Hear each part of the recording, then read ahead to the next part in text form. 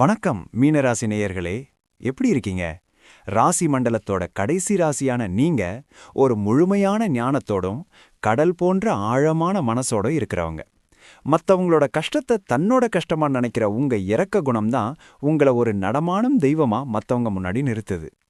கடந்த சில காலமா ஏழரை சனியோட தாக்கம் உங்களை ஒரு பக்கம் அழுத்தினாலும் உங்களுடைய அந்த பொறுமையும் தெய்வ நம்பிக்கையும் தான் உங்களை இப்ப வரைக்கும் தாங்கி பிடிச்சிட்டு இருக்கு. இந்த மார்ச் 2026 மாசம் உங்களுடைய அந்த போராட்டத்துக்கு என்ன மாதிரியான தீர்வுகளை தரப்போகுதுன்னு ஒரு உற்ற நண்பனா உங்ககிட்ட மனசு விட்டு பேச போறேன். இந்த வீடியோவை நிதானமா கடைசி வரைக்கும் கேளுங்க. ஏன்னா மீன ராசிக்காரர்களுக்கு இந்த மாசம் ஒரு மன மாற்றமும் மகா திருப்பமும் காத்திருக்கு. பொதுவா மீனராசிக்காரர்களுக்கு இந்த மார்ச் மாதம் ஒரு நிதானமாக செயல்பட்டு வெற்றி காணும் மாதம் அப்படின்னு தான் சொல்லணும். ஏன் தெரியுமா? உங்க ராசியிலேயே இப்போ சனி பகவானும் ராகு பகவானும் ஒன்னா இருக்காங்க. இத ஜென்ம சனின்னு சொல்லுவோம். மனசுல ஒரு விதமான பாரம், குழப்பம், எப்பதான் இதெல்லாம் தீருங்கிற ஒரு அலுப்பு உங்ககிட்ட இருக்கலாம். ஆனா பயப்பட வேண்டிய அவசியம் இல்ல. ஏன்னா உங்க ராசிநாதன் குரு பகவான் இப்போ 4ஆம் இடத்துல சுகஸ்தானத்துல பலமா இருக்காரு. அவர் தன்னோட பார்வைகளால உங்களோட 8, 10 மற்றும் 12ஆம் இடங்களை பார்க்கறாரு. ஜென்ம சனி ஆட்டினாலும் ஜென்ம ராசிநாதன் உங்களை காப்பாத்துவாரு. இதுதான் இந்த மாசத்தோட யதார்த்தம். சரி, முதல்ல உங்களோட வேலை மற்றும் தொழில் எப்படி இருக்க போகுதுன்னு பார்க்கலாம். 10ஆம் இடத்தை குரு பார்க்கறதால வேலையில இருக்கிற பிரச்சனைகள் படிப்படியா குறைய ஆரம்பிக்கும். அலுவலகத்துல உங்களை ஒதுக்கி வச்சவங்க கூட இப்போ உங்களோட உதவியை தேடி வருவாங்க. ஒரு சிலருக்கு தாங்கள் விரும்பின இடத்துக்கு இடமாற்றம் அல்லது பதவி உயர்வு கிடைக்கிறதுக்கு வாய்ப்பு இருக்கு. வியாபாரத்தில் இருக்கிறவங்களுக்கு, குறிப்பா கடல் சார்ந்த தொழில், ஏற்றுமதி இறக்குமதி, ஆன்மீகம் அல்லது மருந்து விற்பனையில இருக்கிறவங்களுக்கு புதிய வாய்ப்புகள் பிரகாசமா இருக்கு. ஒரு சின்ன அட்வைஸ், ஜென்ம சனி இருக்கிறதால எப்பவுமே சுறுசுறுப்பா இருங்க. அப்புறம் பார்த்துக்கலான்னு எந்த வேலையையும் தள்ளி போடாதீங்க. ஏன்னா அது உங்களுக்கு பின்னாடி பெரிய நெருக்கடியே தரும். நிதி நிலைமையை பொறுத்த வரைக்கும் இந்த மாசம் உங்களுக்கு சுப விரயங்கள் அதிகமா இருக்கும். அதாவது கெட்டதுக்கு செலவு பண்றதை விட ஒரு நல்ல காரியத்துக்காக பணத்தை செலவு பண்ணுவீங்க. கல்யாண விசேஷம் அல்லது ஒரு புனித பயணம்னு உங்க பணம் செலவாகும். 12ஆம் இடத்தை குரு பார்க்கறதால நீங்க சேமிச்சு வச்ச பணம் ஒரு முதலீடா மாறும். நிலம் அல்லது வீடு வாங்கறதுக்கான பேச்சுவார்த்தைகள் கைகூடும். ஆனா 2ஆம் இடத்துல செவ்வாய் இருக்கிறதால யாரையும் நம்பி பெரிய தொகையை ஜாமீன் கையெழுத்து போட்டு தராதீங்க.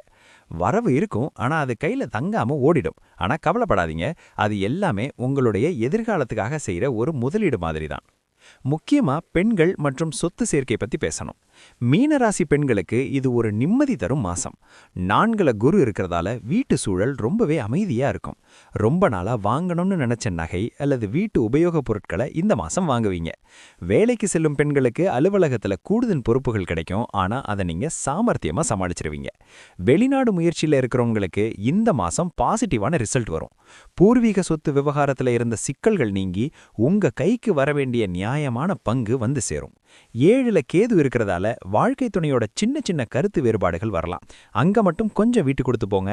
வீட்டில் இருக்கிற பெரியவங்களோட ஆசீர்வாதம் உங்களுக்கு பெரிய அரணா இருக்கும். ரொம்ப நாளா ஒரு விஷயத்துல உங்க குடும்பத்துல ஒரு இழுபறி இருந்திருக்கும். அந்த பிரச்சனை இந்த மாசம் ஒரு சுமூகமான முடிவுக்கு வரும். குழந்தைகள் மூலமா உங்களுக்கு ஒரு மகிழ்ச்சியான செய்தி கிடைக்கும். அது உங்க மனசுக்கு ஒரு பெரிய திருப்தியை தரும். உறவினர்கள் உங்களை தேடி வந்து உதவி கேட்பாங்க. முடிஞ்சதை செய்யுங்க. ஆரோக்கியத்தை பொறுத்த வரைக்கும் மீனராசிக்காரங்க நீங்க கால்கள் மற்றும் பாதங்கள்ல கொஞ்சம் கவனம் செலுத்தணும். பாதத்துல வலி அல்லது சின்ன சின்ன ஒவ்வாமை வர வாய்ப்பு இருக்கு. அதே மாதிரி ஜென்ம சனி மற்றும் ராகு இருக்கிறதால தூக்கமின்மை அல்லது அதிகப்படியான கனவுகள் வர வாய்ப்பு இருக்கு. அதை தவிர்க்க தூங்குறதுக்கு முன்னாடி ஒரு 5 நிமிஷம் தியானம் பண்ணுங்க. உணவுல குளிர்ச்சியான பொருட்களை கொஞ்சம் தவிர்த்துட்டு சூடான மற்றும் சத்தான உணவுகளை எடுத்துக்கோங்க. மனசுல இருக்கிற தேவையில்லாத கவலைகளை தூக்கி போடுங்க. ஏன்னா உங்க மனசு தான் உங்க உடம்ப அழுது. தினமும் ஒரு சின்ன நடைப்பயிற்சி உங்க ரத்த ஓட்டத்தை சீரா காட்டியிருக்கோம். மாணவ நண்பர்களுக்கு இது ஒரு தன்னம்பிக்கை தரும் மாதம். 4ல குரு இருக்கிறதால உங்களோட கல்வி நிலை ரொம்பவே நல்லா இருக்கும். மார்ச் மாசம் பரீட்சை நேரங்கிறதால ஆரம்பத்துல ஒரு பயம் இருந்தாலும் மாசத்தோட பாதியில நீங்க ரொம்ப வேகமா முன்னேறுவீங்க. குறிப்பா கலைத்துறை மற்றும் அறிவியல் துறையில இருக்கிற மாணவர்களுக்கு புதிய ஐடியாக்கள் பிறக்கும். ஒரு சிலருக்கு வெளிநாட்டுக்கு போய் படிக்கணுங்கிற ஆசை இருக்கும். அதுக்கான முயற்சிகளை இந்த மாசம் தொடங்குனீங்கன்னா அது வெற்றியில முடியும்.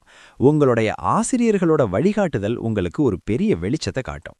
இந்த மார்ச் மாதம் இன்னும் சிறப்பா அமைய நான் ஒரு சின்ன ஆலோசனையை சொல்றேன். வியாழக்கிழமை அன்னைக்கு தட்சிணாமூர்த்திக்கோ அல்லது ஒரு மகானுக்கோ, உதாரணத்துக்கு ராகவேந்திரர் அல்லது சாய்பாபாக்கு மஞ்சள் நிற மலர்கள் சாத்தி வழிபடுங்க. அதே மாதிரி சனிக்கிழமை அன்னைக்கு காலபைரவர் வழிபாட்டை தொடங்குங்க. இது ஜென்ம சனியோட தாக்கத்தை அப்படியே குறைச்சிரும். முடிஞ்சா அந்தணர்களுக்கோ அல்லது ஏழை மாணவர்களுக்கோ படிப்பு சம்பந்தப்பட்ட பொருட்களை தானமா கொடுங்க. நீர்நிலைகளுக்கு போய் மீன்களுக்கு பொறி போடுறது உங்களுடைய கர்ம வினைகளை குறைச்சி ஒரு பெரிய மன அமைதியை கொடுக்கும். ராகுவோட தாக்கத்தை குறைக்க துர்க்கை அம்மனுக்கு எலுமிச்சை தீபம் ஏத்தி வழிபடுங்க. மொத்தத்துல இந்த மார்ச் மாதம் மீன ராசிக்கு ஒரு நிம்மதியையும் மாற்றத்தையும் தரப்போற மாசமா இருக்கு. எதற்கும் கலங்காதீங்க, ஏன்னா உங்க ராசிநாதன் குருவோட பார்வை உங்களுடைய தொழிலையும் கௌரவத்தையும் காப்பாத்தும்.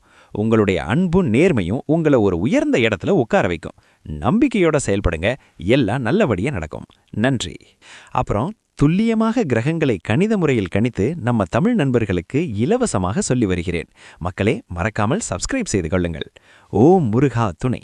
ஸ்ரீ முருகா அருள் உங்களுக்கும் உங்கள் குடும்பத்தினருக்கும் கிடைக்கட்டும். வாழ்க வளமுடன். நன்றி மக்கள்.